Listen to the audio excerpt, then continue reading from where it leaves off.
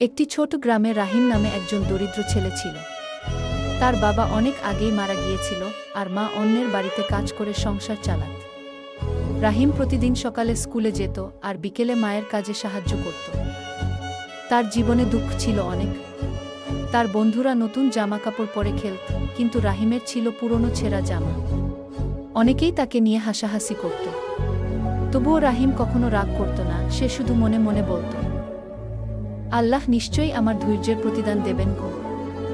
একদিন স্কুলে একটি বড় প্রতিযোগিতার ঘোষণা দেওয়া হলো, যে সবচেয়ে ভালো রচনা লিখবে সে বৃত্তি পাবে এবং শহরের বড় স্কুলে পড়ার সুযোগ পাবে। রাহিম দিনরাত পরিশ্রম করে একটি রচনা লিখল। বিষয় ছিল ধৈর্য ও সফলতা গু। সে নিজের জীবনের কষ্টগুলোও সেখানে লিখে দিল। প্রতিযোগিতার দিন এল। সবাই বড় বড় কাগজে সুন্দরভাবে লিখে এনেছে, কিন্তু রাহিমের লেখা ছিল সাধারণ। সবাই তাকে নিয়ে হাসাহাসি করল। কিন্তু ফল ঘোষণার সময় সবাই অবাক হয়ে গেল। প্রথম পুরস্কার পেয়েছে রাহিম।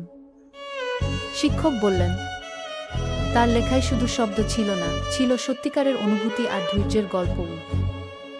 রাহিমের জীবন বদলে গেল। সে শহরের ভালো স্কুলে পড়ার সুযোগ পেল। তার মা কাঁদতে কাঁদতে আল্লাহর শুকরিয়া আদায় করলেন। এখান থেকে শিক্ষার জিনিস হল, ধৈর্য কখনো বৃথা যায় না। আল্লাহ ধৈর্যশীলদের জন্য এমন দরজা খুলে দেন যা কেউ কল্পনাও করতে পারে না।